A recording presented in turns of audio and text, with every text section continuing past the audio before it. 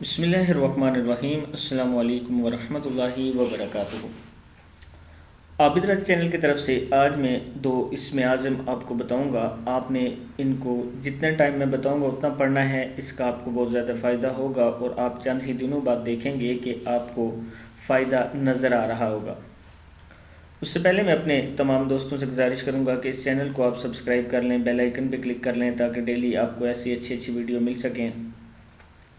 تو پڑھنا کیا ہے آپ دوستوں نے، یہ عمل جو ہے نماز ظہر کے بعد کرنا ہے۔